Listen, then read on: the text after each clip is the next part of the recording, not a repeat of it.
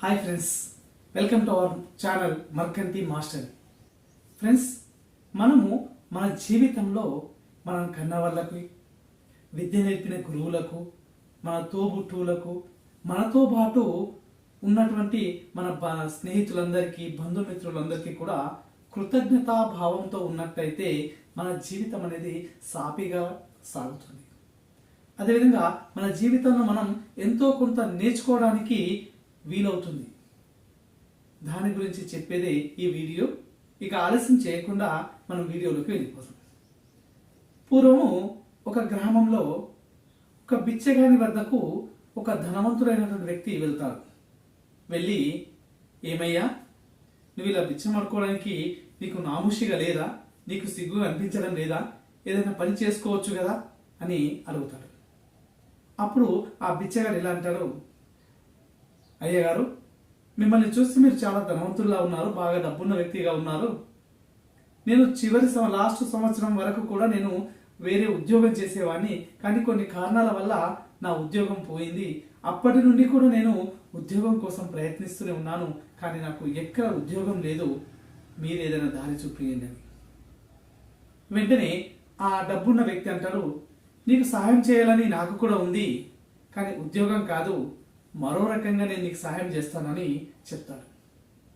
అప్పుడు ఆ బిచ్చగాడు అంటాడు, ఏమైతే ఏంటి, నా సమస్యలు తీరిపోతున్నాయి కదా, నాకు అదే సంతోషం, మీరు ఏ పని చెప్పినా నేను చేస్తాను, చెప్పండి అని చెప్తాడు.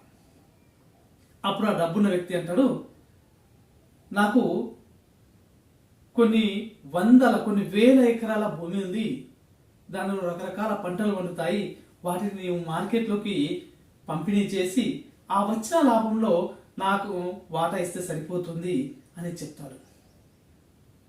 పెట్టుబడి లేకుండా, ఇతన్ని ఉద్యోగం కాకుండా కేవలం భాగస్వామిగా మాత్రమే తనను స్వీకరించడం ఈ బిచ్చగాడికి ఆశ్చర్యం ఇస్తుంది.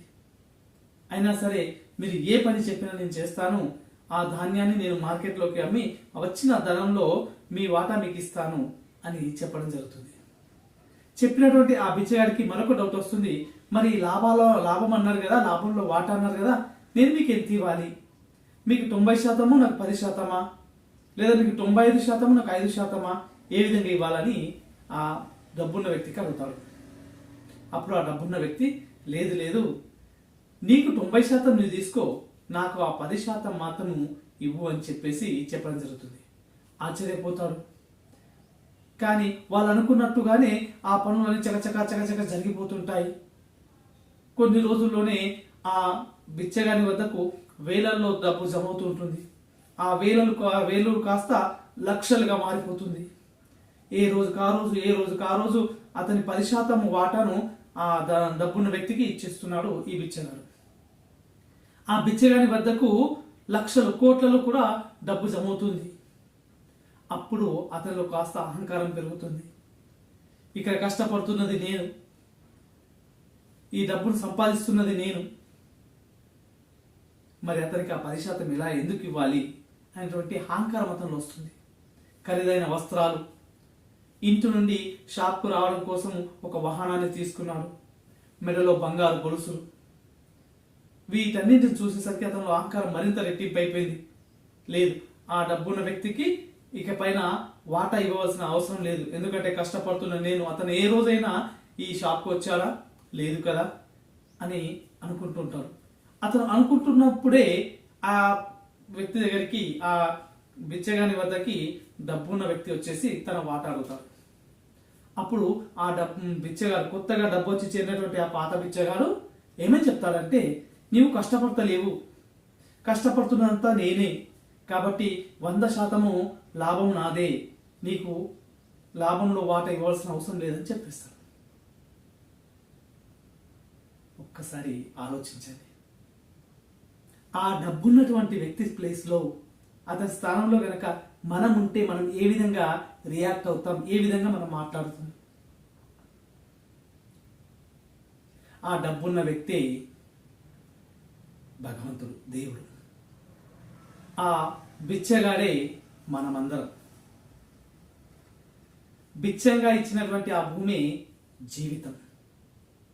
మనకు మన జీవితంతో పాటు ప్రతి క్షణాన్ని మనం పీల్చుతున్నటువంటి గాలిని, అదేవిధంగా మనకున్నటువంటి ఈ జ్ఞానేంద్రియ పంచేంద్రియాలను ఇచ్చి వాటన్నింటికి కూడా ఒక ప్రత్యేకమైన శక్తిని ఇచ్చాడు ఆ భగవంతుడు.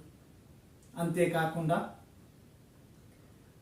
2 కాళ్ళను, 2 చేతులను, వాటికి తోడుగా గుండె, మూత్రపిండాలు, కాలేయం లాంటి ఎన్నో విలువైనటువంటి అవయవాలను మనకి ఇచ్చాడు. అతను ఇచ్చినటువంటి వాటికి లెక్క కడితే మనకు సరిపోలేము. ఇన్ని ఇచ్చిన అతను అడిగింది ఏంటి అంటే, మన జీవితంలోని ప్రతి రోజుల్లో ఒక 10% సమయాన్ని మాత్రము అతని కోసము కేటాయించమని చెప్పాడు. అది అతనికి అవసరమని కాదు, అది తిరిగి మన కోసమే, మన పైన ఉన్నటువంటి మన ప్రేమను నిరూపించుకోవడం కోసమే మనకు ఆ 10% అతను 10% కాల సమయాన్ని అతనికి ఇవ్వమని చెప్పాడు. కానీ నేను ఏ విధంగా ఉన్నాం? సర్వం మనకే తెలుసు, సర్వం మనమే సాధించాము, అంతా మనమే, జగత్తే మనము అన్నటువంటి ఫీలింగ్స్లో మనం ఉన్నాం. ఆ సమయాన్ని దేవుని కోసం కేటాయిస్తున్నామా? లేదు కదా. ఒకవేళ మనము ఆ 10% సమయాన్ని గనక ఆ భగవంతుని యొక్క నామస్మరణలో ఆ భగవంతుని కోసం కనుక కేటాయిస్తే ఏం చేస్తాం? మనం గుడికి వెళ్ళడము, వేదాలను చదవడము, సాటి మనుషులకు సేవ చేయడము లాంటి అనేకమైనటువంటి కార్యక్రమాలు మనం చేస్తుంటాం. ఈ విధంగా మన కోసం మాత్రమే ఆ సమయాన్ని కేటాయించమని ఆ భగవంతుని యొక్క మాటలో అంతర్యం. అందుకే మానవ సేవయే మాధవ సేవ అంటారు. ఎదుటి వాళ్ళలో కూడా దేవుణ్ణి చూసి, ఎదుటి వాళ్ళలో కూడా దేవుడున్న భావన నీలో వచ్చినప్పుడు ఎవరిని నువ్వు కష్టపెట్టవు, ఎవరి యొక్క కష్టాన్ని నీవు అనుభవించవు, ప్రతి వారి యొక్క కష్టానికి తగిన ఫలితాన్ని ఇస్తావు. అప్పుడు మాత్రమే నీవు జీవితంలో ఉన్నత శిఖరాలకు వెళ్తావు. కాబట్టి ఆత్మానం సర్వభూతాన్ని, ప్రతి వ్యక్తిలో దేవుడు ఉన్నటువంటి ఒక భావాన్ని మన లోపల నిగుడీకృతం చేసుకొని ప్రతి వ్యక్తిని గౌరవిద్దాం, ప్రతి వ్యక్తి పట్ల కృతజ్ఞతాభావంతో ఉంటారని ఆశిస్తూ సైన్ ఆఫ్ యువర్ మర్కంటి.